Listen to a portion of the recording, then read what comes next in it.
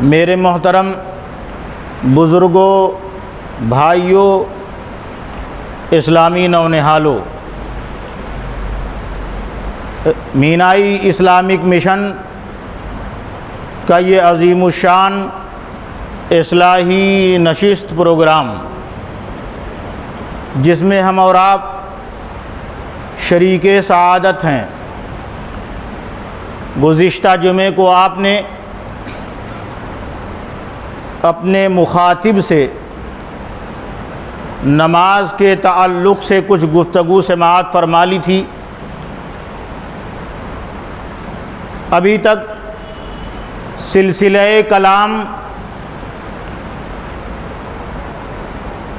ایمان، توحید، رسالت، شرک اور کفر، معصیت کے سلسلے میں جاری تھا، اور چونکہ ایمان کے بعد مسلمان کے لیے سب سے زیادہ اہم، عظمت اور ضروری ہونے والی شے نماز ہے، اس لیے ترتیب کے مطابق نماز کے تعلق سے گفتگو اس کے بعد شروع کی گئی۔ یہ ماہ محرم شریف ہے، جس کی 2 تاریخ ختم ہو کر تیسری تاریخ شروع ہے۔ یہ تو بہت مشہور چیز ہے کہ دین اسلام میں ماہ محرم کو جب سے دنیا بنائی گئی ہے بہت زیادہ عظمت، برکت اور اہمیت اور تاریخی سعادت حاصل ہے اسے۔ امت محمدیہ میں واقعہ کربلا، شہادت شہزادہ رسول کے بعد اس کو سب سے زیادہ دل و جگر میں بسا کر یاد کیا جاتا ہے۔ کیوں نہ یاد کیا جائے؟ کیونکہ 10 محرم الحرام کو بڑی بڑی انقلابی تاریخیں گزر چکی تھیں، مگر جیسا انقلاب اور جیسی کرب و اضطراب والی کیفیت اور شہادت میدان کرب و بلا میں خاندان رسول کے سامنے پیش آئی، دنیا کی تاریخ میں ایسا کربناک اور ایسا المناک کوئی واقعہ پیش ہی نہیں آیا۔ اس لیے امت محمدیہ سب سے زیادہ یاد کرتی ہے 10 محرم الحرام کو اسے،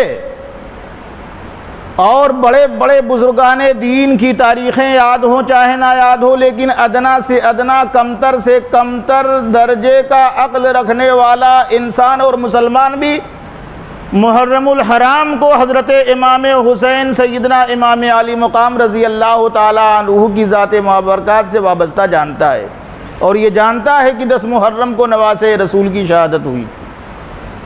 لیکن آئیے اگر آپ سے ہم دریافت کریں کہ یکم محرم الحرام کی تاریخ ماہ محرم میں کس حیثیت سے یاد کی جانی چاہیے، تو شاید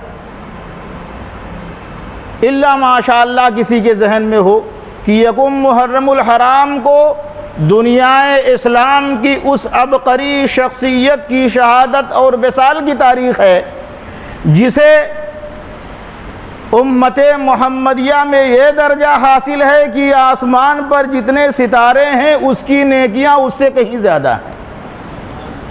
خلیفہ دوم حضرت سیدنا عمر بن خطاب رضی اللہ تعالی عنہ کی وہ مبارک شخصیت ہے جسے یکم محرم الحرام کو اس دار فانی سے دار جاویدانی کی طرف کوچ کرنے کا شرف حاصل ہوا، شہادت عظمیٰ ہوئی ان کی۔ اور ہمیں تو ایک بات یاد آتی ہے کہ جب امت کے پاس اسلامی تاریخ اور اسلامی سن اور ہجری نہیں تھی، تو وہ خلیفہ دوم حضرت سیدنا عمر بن خطاب رضی اللہ تعالی عنہ ہی کی ذات مبارکہ ہے کہ جنہوں نے امت کو اسلامی تاریخ اور اسلامی سن سے سرفراز فرمایا۔ اب اس کی برکتوں میں مجھے ایسا لگتا ہے کہ ماہ محرم کو جہاں آپ نے اسلامی تاریخ کا مہینہ اور اسلامی صدی اور ہجری کے شرف سے مشرف فرمایا، تو ماہ محرم الحرام میں اللہ تبارک و تعالیٰ نے آپ کو اپنے بارگاہ میں اپنے قریب بلایا بھی۔ رسول اللہ کے روضہ مبارکہ میں دفن ہونے کی تاریخ بھی یکم ماہ محرم الحرام رکھی۔ یہ ایک ذہنی خاکہ تھا میرا۔ حضرات، نماز کے تعلق سے یقیناً بیان ہوتا رہے گا، چونکہ نماز کے اندر بھی اور نماز کے باہر بھی اتنے وسیع مسائل ہیں اور اتنے اہم مسائل ہیں کہ اسے یقیناً باریکی سے جاننا، یاد کرنا اور اس پر عمل کرنا ہمارے اور آپ کی عبادت کے لیے، ہمارے اور آپ کی عبادت کی تکمیل اور مقبولیت کے لیے بہت ضروری ہے۔ تو اس سلسلے میں گفتگو آج سے شروع کرنا چاہتا تھا میں۔ دیکھیے، نماز جس کو اللہ تبارک و تعالیٰ نے تمام عبادتوں میں سب سے افضل اور اعلیٰ اور سب سے اہم بتایا، رسول اللہ نے بھی بار بار نماز کی اہمیت، فضیلت اور برکت کس سے روشناس فرمایا۔ کیوں نہ ہو، اللہ تبارک و تعالیٰ نے اس کائنات میں جب عالم آب و گل پیدا فرمایا، یعنی انسان کو بنایا اور دنیا میں اتارا، تو اس کی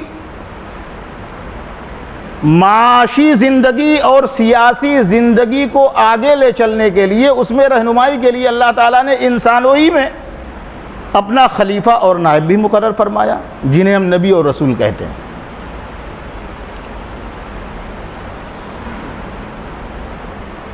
اور انسانوں کو اپنے انبیاء اور رسول، اپنے نائبین اور اپنے خلفاء کے ذریعہ اللہ تبارک و تعالی نے اس بات کی اطلاع اور حکم عطا فرمایا کہ اے انسان، تجھے میں نے اپنی تسبیح و تہلیل، ذکر و عبادت اور شکر و ریاضت کے لیے پیدا کیا ہے۔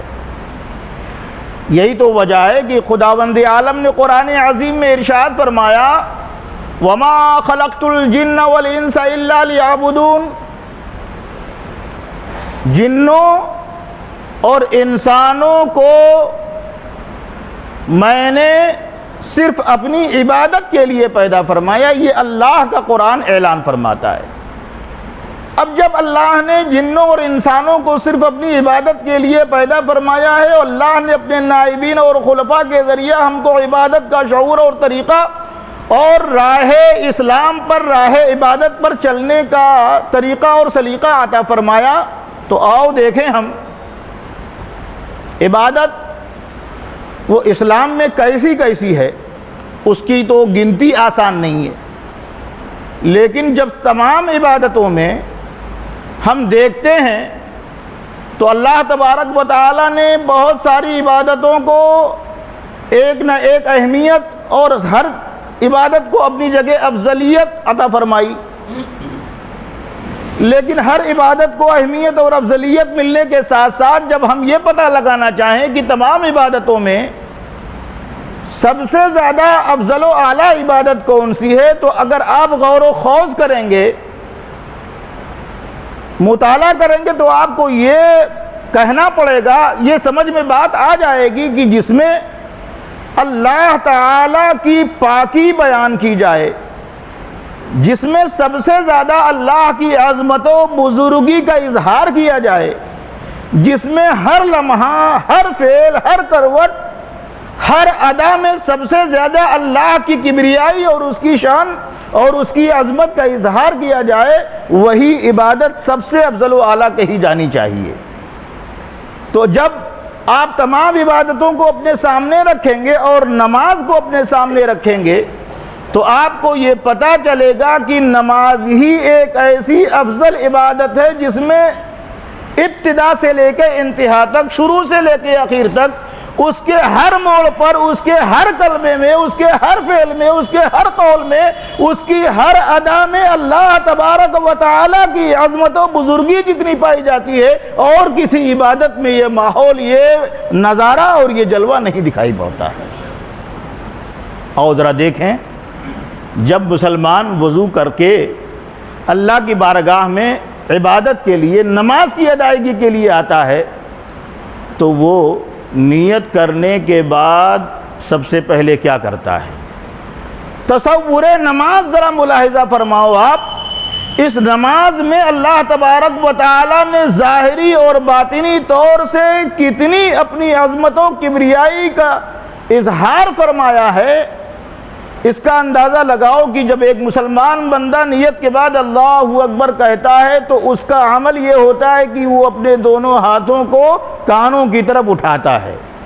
یہ عمل یہ بتاتا ہے کہ اس بندے نے یہ اظہار و اقرار کر لیا ہے اپنے عمل سے کہ اے اللہ میں کچھ نہیں، تو ہی سب کچھ ہے۔ اور پھر زبان سے یہ کہتا ہے اللہ اکبر، زبان سے یہ اعلان بھی کرتا ہے میں کچھ نہیں ہوں، میرا پروردگار سب سے بڑا ہے، اللہ ہر چیز سے بڑا ہے۔ اب دیکھیے، نماز کی ابتدا ہو رہی ہے تو انسان کی کم مائگی کا اعتراف پایا جا رہا ہے، اور اللہ کی کبریائی اور اس کی بے نیازی کا اظہار دیکھا جا رہا ہے۔ پھر نماز کی اس پہلی ادا کے بعد آپ کیا کرتے ہیں؟ آپ کہتے ہیں سبحانک اللہم وبحمدک وتبارک اسمک وتعالی جدک ولا الہ غیرک۔ اب اس نماز جیسی عبادت میں دوسری ادا آ رہی ہے تو وہاں بھی اللہ کی پاکی، اللہ کی حمد اور اللہ کے نام کی برکت اور اس کے شان کی بلندی اور اس کے سوا کوئی معبود نہیں ہو سکتا، اس کا اقرار و اعلان پایا جا رہا ہے سبحانک اللہم۔ اور میں آپ کو بتاؤں اس بات کے اظہار کے ساتھ ساتھ کہ جب ہم نماز پڑھیں تو ہم کو ان کلمات سے کیا مراد ہے اسے ذہن میں رکھنا بھی چاہیے۔ اگر میں چاہتا تو طہارت سے آج نماز کا بیان شروع کر دیتا، لیکن ایک نمازی کی نماز کس تصور کے ساتھ ہونا چاہیے؟ یا تو انسان کا عزم و ایمان اور یقین اتنا پائیدار ہو، اتنا بلند ہو کہ وہ جان لے کہ ہم بندے ہیں، میرا خالق مجھے دیکھ رہا ہے، میں اس کے سامنے بادشاہ حقیقی کے سامنے کھڑا ہوں، یہ عزم و تصور لے کر نماز کی بارگاہ میں وہ آئے۔ اور اگر ایسا نہ ہو سکے تو علماء نے، اولیاء نے ارشاد فرمایا کہ نماز میں کیا کہتے ہو، نماز میں کیا کرتے ہو، تم اس کا تصور اپنے دل و دماغ میں بسا لو، تم کو نماز کا لطف آنا شروع ہو جائے گا۔ تو جب ہم تکبیر تحریمہ کہتے ہیں تو اس کا اقرار و اعلان کرتے ہیں کہ میں اپنے سب سے بلند و بالا رب کے سامنے سرنڈر کرتا ہوں۔ اور پھر دوسری ادا میں آپ کہتے ہو اے میرے اللہ پاک ہے تیری ذات، سبحانک اللہم، اے اللہ پاک ہے تیری ذات، وبحمدک، اے اللہ ساری تعریف ہے تیرے لیے، وتبارک اسمک، اے اللہ ساری برکت تیرے نام میں ہے، وتعالی جدک، اے اللہ تیری شان بلند ہے، ولا الہ غیرک، اے اللہ تیرے سوا کوئی معبود نہیں ہے۔ اب جب نماز میں آپ یہ کہہ رہے ہو تو نماز کیوں سب سے افضل و اعلیٰ ہے؟ یہی تو وجہ ہے کہ نماز ایسی عبادت ہے جس میں اللہ کی کبریائی اور اللہ کی عظمت و شان کا اظہار تمام عبادتوں میں سب سے زیادہ پایا جاتا ہے۔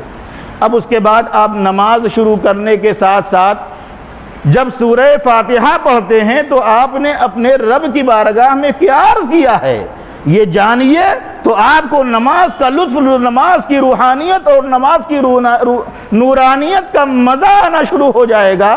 آپ یہی تو کہتے ہیں جب سورہ فاتحہ پڑھتے ہیں الحمدللہ رب العالمین، سب تعریف اس اللہ کے لیے ہے جو سارے جہانوں کا پروردگار ہے، الرحمن الرحیم، بڑا مہربان رحم فرمانے والا ہے، مالک یوم الدین، قیامت کے دن کا مالک ہے۔ اب جب آپ نے اللہ کی بارگاہ میں یہ تصور عبادت، یہ تسبیح و تہلیل پیش کی تو اب آپ اپنی طرف دیکھا تو آپ نے کیا کہا مالک یوم الدین کے بعد؟ ایاک نعبد و ایاک نستعین، اے اللہ جب تیری شان تیری حمد ہی ہے، جب تو قیامت کے دن کا مالک ہے، تو بڑا مہربان رحم فرمانے والا ہے، تو اے اللہ میں تیری ہی عبادت کرتا ہوں اور صرف تجھی سے مدد مانگتا ہوں۔ دیکھیے نماز آپ کو کس طرح رب کی بارگاہ میں عجز و نیاز کی طرف اور رب کی مدد اور حمایت و نصرت کی طلب یابی کی طرف لے جا رہی ہے۔ آپ کہہ رہے ہیں اے اللہ ہم تیری ہی عبادت کرتے ہیں اور تجھی سے مدد مانگتے ہیں، اور اتنا کہنے کے بعد پھر بندہ یہ سوچتا ہے کہ اب ہماری دنیا کی زندگی اور آخرت کی زندگی کی کامیابی کا راستہ ہمیں کیسے ملے گا، تو وہ نماز میں سورہ فاتحہ میں اپنے رب کی بندگی اور عبادت پیش کرتے ہوئے کہتا ہے اہدنا الصراط المستقیم، اے ہمارے رب ہم کو تو صراط مستقیم عطا فرما، اسلام کا سیدھا راستہ عطا فرما، صراط الذین انعمت علیہم، وہ راستہ جس راستے پر چلنے والوں پر تو نے انعام کیا ہے۔ اور قرآن کہتا ہے اللہ نے جس راستے پر چلنے والوں پر انعام کیا ہے وہ انبیاء کی جماعت ہے، وہ صدیقین کی جماعت ہے، وہ شہداء کی جماعت ہے، وہ صالحین اولیاء کی جماعت ہے۔ یعنی آپ اپنی نماز میں اپنے رب کی بارگاہ میں عرض گزار ہوتے ہیں اے اللہ مجھے نبیوں کا متبع بنا دے، ہمیں صدیقین کا فرما بردار کر دے، ہمیں شہداء کے راستے پر چلنے والا کر دے، ہمیں اولیاء صالحین کا اطاعت گزار بندہ بنا دے۔ اور پھر آپ عرض کرتے ہیں غیر المغضوب علیہم ولا الضالین، اس راستے پر نہ چلانا جس راستے پر چلنے والے گمراہ ہوئے اور ان پر تیرا غضب نازل ہوا۔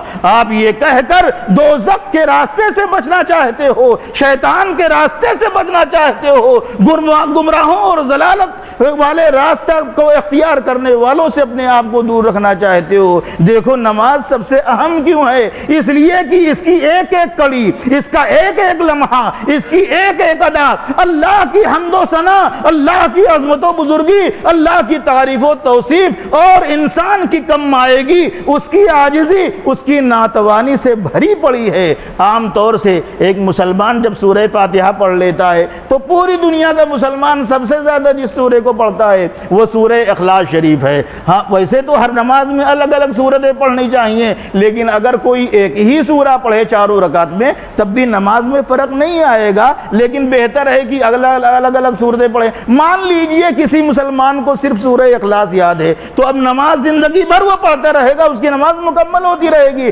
لیکن جب وہ سورہ اخلاص پڑھتا ہے تو نماز میں کیا کہتا ہے؟ وہ یہی تو کہتا ہے نماز میں، نماز سب سے افضل و اعلیٰ کیوں ہے؟ اس لیے کہ اب دوسرے قدم پر بھی وہ اپنے رب کی بارگاہ میں عرض کرتا ہے اے اللہ تو نے اپنے نبی سے کہا ہے کہہ دو اے محمد صلی اللہ علیہ وسلم کہ اللہ ایک ہے، اللہ الصمد، اللہ بے نیاز ہے، اللہ مستغنی ہے، اللہ کسی کا محتاج نہیں ہے، ساری دنیا اس کا محتاج ہے۔ آپ اپنی زبان سے یہ کہتے ہوئے آگے گزرتے ہو لم یلد ولم یولد، کہتے ہو کہ نہ وہ کسی کا باپ ہے، نہ وہ کسی کا بیٹا ہے، نہ اس کو کسی نے جنا ہے، نہ وہ کسی کو جننے والا ہے۔ آپ کہتے ہو نہ وہ کسی کا باپ ہے نہ کسی کا بیٹا ہے، وَلَمْ يَكُنْ لَهُ كُفُوًا أَحَدٌ، اور وہ ایسا یکتا ہے کہ اس کا کوئی ہمسر ہو ہی نہیں سکتا ہے، اس کے برابر کا کوئی ہو ہی نہیں سکتا ہے۔ نماز میں آپ یہ کہتے جا رہے ہو، آپ کی عبادت ہوتی جا رہی ہے، آپ اپنے رب کی بزرگی بیان کرتے جا رہے ہو، اس کی کبریائی بیان کرتے جا رہے ہو۔ حضرات گرامی آپ آگے بڑھو، جس وقت آپ دوسری سورہ پڑھ لیتے ہو آپ رکوع میں جاتے ہو، رکوع میں جانے کا اچھا آپ کھڑے ہو کر یہ سب کر رہے تھے، قیام میں کھڑے تھے آپ، لیکن کیسے کھڑے تھے؟ آپ کی نگاہیں نیچی تھیں، آپ بالکل صحیح و سالم رب کی بارگاہ میں کھڑے تھے۔ عام طور سے ادب کا تقاضا دنیا والوں میں کیا پایا جاتا ہے؟ عموماً جب آپ کسی کو ادب پیش کرنا چاہتے ہو تو اس کے لیے کھڑے ہو جانا چاہتے ہو، گویا کہ رب کی بارگاہ میں آپ کا کھڑا ہونا اس تصور کے ساتھ ہے کہ میں بندہ ہوں، میرا رب ہے، میں اس کی بارگاہ میں ادب کے ساتھ حاضر حاضر ہو گیا ہوں۔ آپ کھڑے ہو کر اللہ کی حمد بیان کر رہے تھے، اللہ کی عظمت و بزرگی بیان کر رہے تھے، لیکن جب یہ کام تمام ہوتا ہے تو آپ پھر اللہ اکبر، اللہ کی کبریائی بیان کرتے ہوئے رکوع کرتے ہو۔ اب رکوع کرتے ہو تو آپ کے رکوع کا عمل آپ سے کیا کہتا ہے؟ یہی تو کہتا ہے اے بندے، ابھی تک تو کھڑا تھا، اللہ کی حمد بیان کر رہا تھا، پاس ادب کا تقاضا تو پورا کر رہا تھا، لیکن اب یہیں پر ادب تیرا مکمل نہیں ہوتا ہے۔ تو ایسا اپنی بندگی ظاہر کر، تو اپنا عابد ہونا ایسا ظاہر کر کہ اپنے رب کی بارگاہ میں تو اپنے سر کو اور اپنے بدن کو جھکا دے، اتنا جھکا دے کہ تیرے رب کی بارگاہ میں تیرا بندہ ہونا ثابت ہو جائے، تیرے عمل سے ثابت ہو جائے۔ جب رکوع کرتے ہو اور آپ اپنے کمر کو، اپنے سر کو برابر کر دیتے ہو اور اپنے رب سے یہ اعتراف کرتے ہوئے مخاطب ہوتے ہو، اے رب میں تیری بارگاہ میں ایسا جھک گیا ہوں کہ اب میرے لیے تیرے سوا کوئی دوسرا نہیں ہے، اس وقت آپ کیا کہتے ہو؟ پڑھتے ہو سبحان ربی العظیم، پاکی ہے میرے عظمت والے رب کی۔ اب جب آپ اس کی بارگاہ میں جھکے ہوئے ہو تو اپنی زبان سے کیا ادا کر رہے ہو؟ پاکی ہے میرے رب کی، بلند عظمت والے رب کی۔ اور اس کے بعد جب یہ تسبیح و تہلیل کہہ کر آپ کھڑے ہونا چاہتے ہو تو کھڑے ہونے کے ساتھ ساتھ پھر اقرار کیا کرتے ہو؟ سمیع اللہ لمن حمدہ، سن لیا میرے رب نے جس نے اس کی تعریف کی۔ گویا کہ آپ یہ اقرار کرتے ہوئے کھڑے ہوتے ہو کہ ہم جو کچھ کر رہے ہیں میرا رب دیکھ رہا ہے، اسے سن رہا ہے۔ اور پھر اللہ اکبر کہتے ہوئے جب سجدے میں جاتے ہو تو آپ کے سجدے کی ادا، آپ کے سجدے کی کیفیت آپ کو کیا کہہ رہی ہے؟ یہی تو کہ اب دنیا میں اگر انسان کے پاس سب سے زیادہ اگر کوئی بلند چیز ہے اس کے جسم میں تو یہ سر ہے، اور یہ سر یہ خدا کا در ہے۔ اب یہ سر انسان کے پاس سب سے عظمت والا اور یہ در سب سے عظمت والا، اب سب سے عظمت والی چیز کو اپنے رب کی بارگاہ میں، عظمت والے رب کی بارگاہ میں زمین پر رکھ کر وہ اعلان کرتا ہے میں کچھ نہیں، میرا رب سب کچھ ہے۔ سبحان ربی الاعلی آپ اپنی زبان سے کہہ رہے ہوتے ہو، پاکی ہے میرے بلند و بالا رب کی، میرے عظمت والے بلندی والے رب کی۔ آپ 3 بار اس کو کہتے ہوئے جب کبھی تشہد میں بیٹھتے ہو، اتحیات پڑھتے ہو،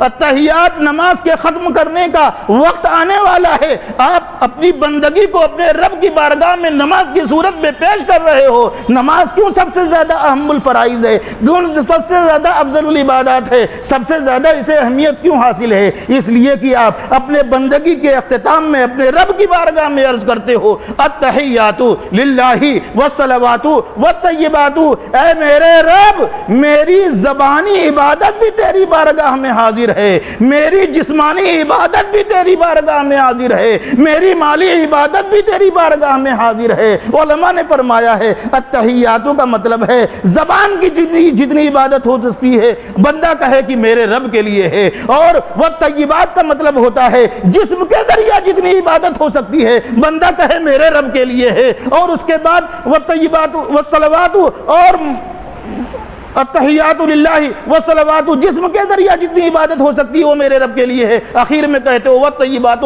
مال کے ذریعہ جتنی عبادت ہو سکتی ہے وہ سب میرے رب کے لیے ہے۔ اور جب سب یہ کہہ لیتے ہو تو اس وقت محب کی طرف سے مقبولیت پانے کا وقت آتا ہے، نماز کی قبولیت کا وقت آتا ہے۔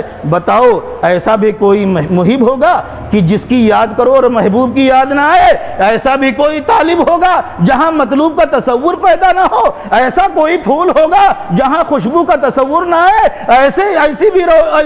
ایسا بھی سورج تصور میں آئے گا جہاں اس کی روشنی تصور میں نہ آئے؟ آپ کہو گے جب بادل پایا، جب پانی کا تصور ہوگا، جب بادل کا تصور ہوگا، ایسے ہی جب ہم خالق و مالک کو، اللہ کو اللہ پیار کرنے والا ہے اپنے محبوب سے، جب اللہ کو یاد کریں گے تو وہ کس سے پیار کرتا ہے، وہ کس سے محبت کرتا ہے، وہ کس کو اپنے قریب رکھتا ہے، تو آپ کو نبی پاک کی یاد آئے گی۔ نماز اسی لیے تو سب سے زیادہ اہم ہے کہ اپنے رب کی بندگی جب تم بجا لاتے ہو تو اس رب کے محبوب کی بارگاہ میں تمہیں حاضری دینا پڑتا ہے۔ التحیات للہ والصلوات والطیبات کہنے کے بعد تمہیں کہنا پڑتا ہے السلام علیکہ ایھا النبی ورحمۃ اللہ وبرکاتہ۔ اے میرے محبوب، اے میرے اللہ کے محبوب، آپ کی بارگاہ میں رحمت و برکت اور سلامتی، اللہ کی سلامتی کا نذرانہ لے کر یہ امتی حاضر ہو گیا ہے۔ اب آپ کی وسیلے سے میری نماز قبول ہونا ہے،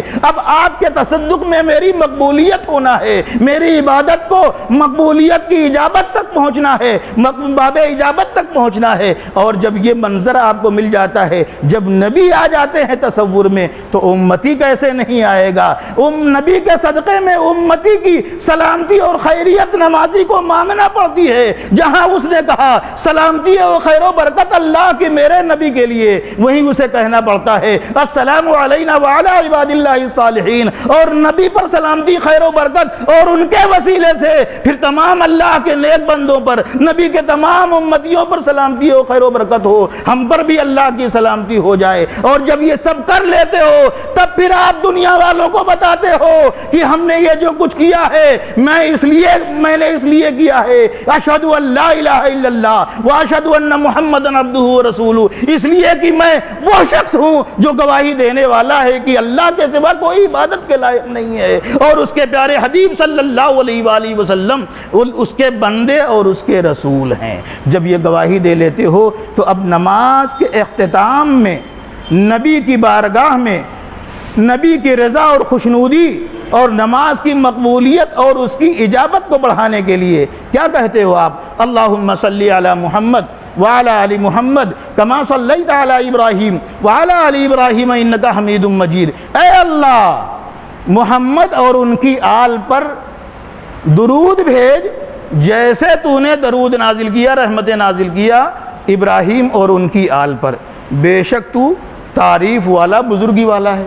اور اس کے بعد پھر کہتے ہو آپ، یہ نماز میں جب پڑھو تو اس کا تصور رکھو تم کیا کہہ رہے ہو، اللہم بارک علی محمد وعلی آل محمد کما بارکت علی ابراہیم وعلی آل ابراہیم انک حمید مجید۔ اے اللہ، برکت نازل فرما محمد اور ان کی آل پر جیسے تو نے برکت نازل فرمایا حضرت ابراہیم اور ان کی آل پر، بے شک تو تعریف کیا ہوا بزرگی والا ہے۔ پھر اخیر میں آپ کیا کہتے ہو؟ رب اجعلنی مقیم الصلاۃ ومن ذریتی ربنا وتقبل دعا، یا اور کوئی دعائے معصور پڑھتے ہو، لیکن اخیر میں نماز سب سے زیادہ مقبولیت والی، سب سے زیادہ فضیلت والی کیوں ہے؟ اس لیے کہ اس کی ابتدا سے لے کے انتہا تک اللہ کی حمد ہے، بندوں کی مغفرت ہے، اور بندوں کی مغفرت کا عالم یہ ہے کہ نمازی عرض کرتا ہے میرے پروردگار مجھے اور میری اولاد کو نمازی بنا دے۔ رب اجعلنی مقیم الصلاۃ ومن ذریتی کا مطلب کیا ہوا؟ اے اللہ مجھے اور میری اولاد کو نمازی بنا دے، ربنا وتقبل دعا، اور میری دعا قبول کر لے۔ پھر آپ اترتے اترتے کہتے ہو ربنا اغفر لی، اے ہمارے پروردگار ہمیں بھی بخش دے، ولی والدیہ، اور ہمارے اماں ابا کی بھی بخشش فرما دے، وللمؤمنین یوم یقوم الحساب، اور قیامت کے دن جب عملوں کا حساب ہونے لگے تو سارے مومنین کو بخش دے۔ یہ کہہ کے آپ سلام پھیر دیتے ہو۔ تو نماز کیا ہے؟ ابتدا سے لے کر انتہا تک سب سے زیادہ اللہ کی حمد و کبریائی بیان کرنے والی عبادت ہے، سب سے زیادہ امت کو بخشش اور مغفرت اور مقبولیت دلانے والی عبادت ہے، اسی لیے نماز کو سب سے زیادہ درجہ حاصل ہے۔ اب اس نماز کو اور درجات کیوں حاصل ہیں، اس کو میں انشاءاللہ ضمناً آگے جمعرات کو بھی بیان کروں گا، لیکن ابھی آپ کو گفتگو کی انتہا میں یہ کہہ کر گزر جانا چاہتا ہوں کہ اگر آپ نماز کے لیے حاضر ہونا چاہتے ہو تو نماز کے باہر کتنی چیزیں آپ کے لیے ضروری ہیں، اور اس کے بعد نماز کے اندر کتنی چیزیں ضروری ہیں، صرف اجمالاً یاد کرانا چاہتا ہوں۔ اور میں آپ کو ایک بات اور کہنا چاہتا ہوں کہ یہ مینائی گروپ کی آڈیو لنک جس پر یہ تقریریں نشر ہوتی ہیں اس کو ہر آدمی حاصل کرے اور اپنے دوستوں تک پہنچائے، کیونکہ یہ پورے ہفتے یہ آپ اس کو بار بار سن کر ان باتوں کو دہرا کر ہمیشہ کے لیے یاد کرو۔ تو اب آپ نماز سے باہر کتنی چیزیں ضروری ہیں کہ آپ کی نماز اچھی ہو جائے، سب سے اچھی عبادت اچھے طریقے سے ادا ہو۔ نماز سے باہر کتنی چیزیں ہیں، نماز کے اندر کتنی چیزیں ہیں۔ اب آپ کو یاد کرنا ہے نماز سے باہر 6 چیزیں ہیں کہ ان میں اگر خامی نہیں ہوگی تو نماز میں خامی نہیں ہوگی انشاءاللہ، اور نماز کے اندر 7 چیزیں ہیں کہ اگر ان میں کسی طرح کی گڑبڑی نہیں ہوگی تو نماز میں گڑبڑی نہیں ہوگی، یعنی اس کو نماز کہا جائے گا، اگر اس میں گڑبڑی ہو گئی تو نماز ہی نہیں کہی جائے گی۔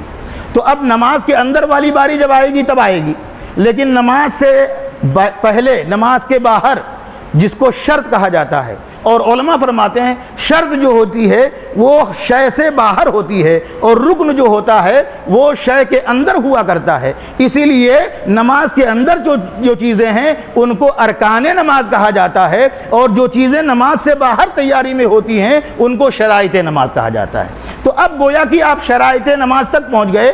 اب آپ سے کوئی پوچھے کہ شرائط نماز کتنے ہیں تو بے جھجک آپ کہیں 6 ہیں، بے جھجک آپ کہیں کہ شرائط نماز 6 ہیں، اور ان 6 کو ترتیب وار الگ ترتیب آپ کو تیاری میں کرنا پڑتا ہے۔ سب سے پہلے ایک مسلمان کو نماز کے لیے طہارت کی طرف دھیان دینا پڑتا ہے۔ طہارت نمبر 1، ستر عورت نمبر 2، نیت نمبر 3، استقبال قبلہ وقت نمبر 4، بلکہ نمبر 3 وقت اور نمبر 4 نیت، نمبر 5 استقبال قبلہ، نمبر 6 تکبیر تحریمہ۔ پھر دوہرا دیتا ہوں، نمبر 1 طہارت، نمبر 2 ستر عورت، نمبر 3 وقت، نمبر 4 نیت، نمبر 5 استقبال قبلہ، اور نمبر 6 تکبیر تحریمہ۔ ہم اس کو یاد کراتے رہیں گے، ایک ہی بار میں شاید یاد نہ ہو، لیکن اب سب سے پہلا دروازہ، سب سے پہلی کڑی آپ کی کیا ہے نماز کے لیے؟ طہارت۔ طہارت کے سلسلے میں تفصیلی گفتگو آئندہ جمعرات کو ہوگی۔ اب طہارت کی تھوڑی سی شق بھی سن لیجئے تاکہ آپ کا ذہن آگے جمعرات کے لیے تیار رہے۔ طہارت کہتے ہیں پاکی کو، پاکی حاصل کرنا یہ نماز کی پہلی شرط ہے۔ کس سے پاکی حاصل کرتے ہیں؟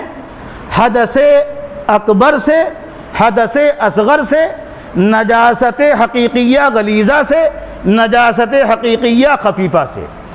اب اس کو بہت بڑا کر کے بتاؤں گا تو شاید یاد نہ رہے، اب آپ یاد کر لیجئے۔ طہارت کے لیے 2 چیزوں سے ہمیں پاک ہونا ضروری ہے، ایک حدث سے، دوسرے نجاست سے۔ ایک حدث، دوسرا نجاست۔ جب حدث لاحق ہوتا ہے تو یا تو وضو کرنا پڑتا ہے یا غسل کرنا پڑتا ہے۔ اتنی بات تو سمجھ سکتے ہیں آپ۔ طہارت جب آپ کریں گے تو طہارت یا تو آپ کو حدث سے کرنا پڑے گی یا نجاست سے کرنا پڑے گی۔ حدث اور نجاست کا فرق سمجھ لیجیے، اس میں بالکل میں کہتا ہوں کہ شاید 95% اس کو لوگ نہیں سمجھتے ہیں۔ تو آپ جب نماز کے لیے تیاری کرتے ہیں تو 2 طرح کی تیاری کرنا پڑتی ہوئی طہارت کے سلسلے میں، ایک حدث سے، دوسری نجاست سے۔ حدث کا مطلب ہوا اگر آپ کے اوپر غسل فرض ہے تو غسل کر لیجئے، اور اگر غسل ہے اور وضو نہیں ہے تو وضو کر لیجئے۔ اور نجاست کا مطلب ہے کہ نجاست حقیقیہ لگی ہے تو اس کو درست کر لیجئے، اور نجاست حقیقیہ غلیظہ لگی ہے تو اس کو درست کر لیجئے، اور نجاست حقیقیہ خفیفہ لگی ہے تو اس کو درست کر لیجئے۔ اب ضمناً تھوڑی سی بات، غسل 5 چیزوں سے فرض ہوتی ہے اور وضو بہت ساری چیزوں سے فرض ہو جاتا ہے، آپ اتنا تو سمجھ لیجئے۔ لیکن اتنا تو سمجھ سکتے ہیں آج آپ کہ آپ کو طہارت کس سے حاصل کرنا ہے؟ حدث سے حاصل کرنا ہے۔ لوگ کہتے ہیں کہ میں ناپاک ہو گیا، حالانکہ وہ ناپاک نہیں رہتے۔ ان کا کہیں بدن کسی کیچڑ میں لگ گیا ہوگا ناپاکی میں، یا ان کا بدن کہیں، وہ ناپاک نہیں ہے، لیکن عام بولی کیا ہے کہ ہم ناپاک ہو گئے۔ ناپاک نہیں ہوئے، ناپاک جب ہوں گے جب آپ کے اوپر حدث لاحق ہو جائے، نجاست حقیقیہ غلیظہ لگ گئی اور نجاست حقیقیہ خفیفہ لگ گئی تو آپ ناپاک نہیں ہوئے، آپ کا تھوڑا سا بدن دھونے کے لائق ہو گیا ہے یا کپڑا دھونے کے لائق ہو گیا، آپ ناپاک نہیں ہوئے ہیں۔ لوگ عام طور سے چھینٹ وغیرہ پڑ جا رہے ہیں، ہم ناپاک ہو گئے، یا بچے نے پیشاب کر دیا بدن میں لگ گیا، ہم ناپاک ہو گئے۔ ناپاک نہیں ہوئے بھائی، ناپاک ہو جاؤ گے تو تم پر حدث ثابت ہو جائے گا، اور حدث ثابت ہوگا تو یا تو نہانا پڑے گا یا تم کو وضو کرنا پڑے گا، یہ دونوں چیزیں۔ تو اب گویا کہ آج ہم آپ کو یہ سمجھا کے اپنی بات ختم کرنا چاہتے ہیں کہ آپ یہ سمجھو کہ طہارت میں 2 شقیں ہیں، ایک ہے حدث اور ایک ہے نجاست۔ حدث میں کیا کرنا پڑتا ہے، نجاست میں کیا کرنا پڑتا ہے، انشاءاللہ آگے جمعرات کو ہم اس چیز کو واضح طریقے سے سمجھائیں گے۔ اللہ تبارک و تعالی ہم سب کو علم و معلومات کی توفیق عطا فرمائے۔ آئیے دعا فرما لیجئے۔ بسم اللہ الرحمن الرحیم۔ اللہم صلی علی سیدنا و مولانا محمد وعلی آل سیدنا و مولانا محمد وبارک وسلم صلاۃ و سلام علیک یا سیدی یا رسول اللہ۔